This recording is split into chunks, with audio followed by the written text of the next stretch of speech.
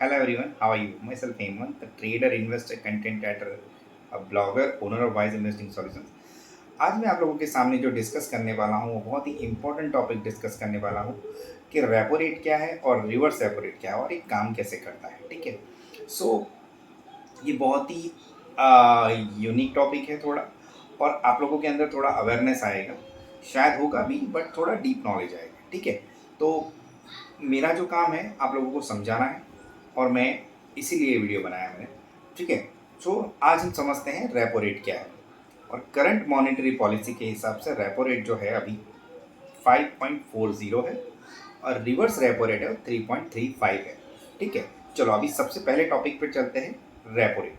तो repo rate जो है उसका मतलब आरबीआई सेंट्रल बैंक अपने पैसे बैंक्स को देती है कुछ सिक्योरिटी पे, तो बैंक उसको हम जैसे लोगों को या तो बड़े बड़े बिजनेसमैन को या ग्राहकों को पैसे देती है और उनसे इंटरेस्ट चार्ज करती है। ठीक है, तो जो आरबीआई से पैसे लेती है उसका रेट है 5.40 कुछ सिक्योरिटी के हिसाब से।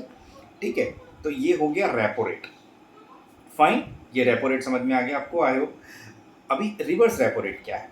अभी रिवर्स रेपो रेट जो है, बैंक्स के पास जो भी पैसे पड़े हैं, अगर आरबीआई को ज़रूरत है और बैंक को ऐसा लग रहा है कि ये पैसे ऐसे ही पड़े हैं, तो क्या करती है, बैंक्स अपने पैसे रिजर्व बैंक ऑफ इंडिया को दे देती है और रिजर्व बैंक उसको इंटरेस्ट चार्ज करता है। तो रिजर्व बैंक उसको जो इंटरेस्ट चार्ज करता है वो 3.35 है।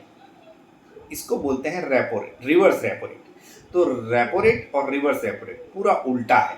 ठीक है, फाइन, आई होप आपको समझ में आ गया होगा रेपो रेट और रिवर्स रेपो रेट।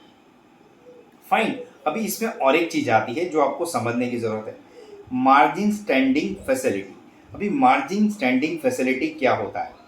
ये आरबीआई जब प्रोविजन करती है किसी बैंक, जब आरबीआई सारे बैंक्स का प्रोविजन लेके बैठी हुई है, बड़ी बड़ी बैंक्स या तो पूरे इंडिया में इतनी सारी बैंक्स है उसका प्रोविजन लेके बैठी हुई है, तो जब भी आरबीआई ऐसा प्रोविजन रखती है पैसों का और जब भी किसी बैंक का मतलब कुछ हो जाता है, ठीक है, मतलब आप समझ रहे हो जाता है मतलब सीधी सी भाषा में बोलो कि अगर किसी बैंक का लिक्विडेशन आ जाता है, तो अगर उसको ओवरनाइट पैसे की ज़रूरत है, ठीक है, मतलब अभी उसके पास पैसे बिल्कुल नहीं है, ओवरनाइट पैसे की ज़रूरत है, तो उसको अगर बैंक पैसे देती है, आरबीआई पैसे देती है, और तो उसका इंटरेस्ट रेट 5.15 होता है कुछ टाइम के लिए। अगर बैंक की परिस्थिति सुधर गई तो वो आरबीआई को पैसे वापस दे देते हैं। ठीक है, तो मैंने आपको जो समझाया वो रेपो रेट और रिवर्स रेपो रेट समझाया।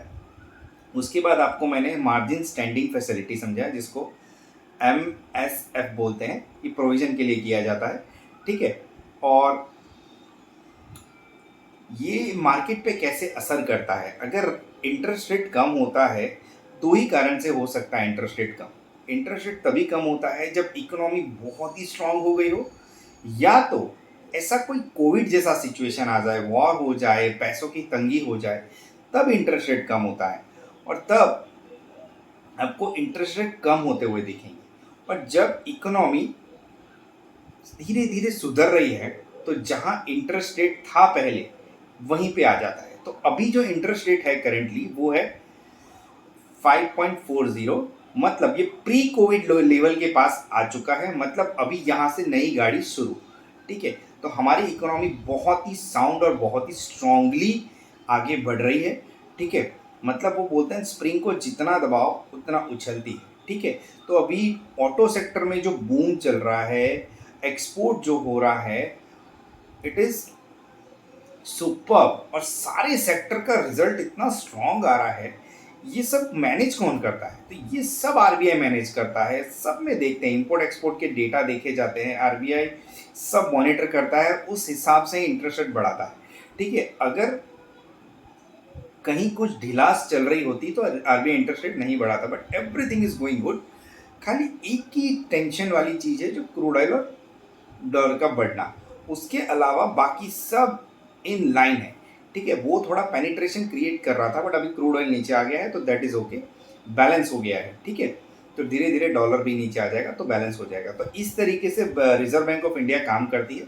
तो मेरे को लगा कि हाँ, ये एक इंटरेस्टिंग चीज़ है, आप लोगों को समझाना चाहिए, तो मैंने आप लोगों को समझाया। आई होप आपको ये वीडियो अच्छा लगा होगा। अगर आपको ये वीडियो अच्छा लगा हो तो लाइक शेयर और सब्सक्राइब जरूर करें और दूसरों को भी एजुकेट करें, है ना। चलो, thank you very much, bye bye.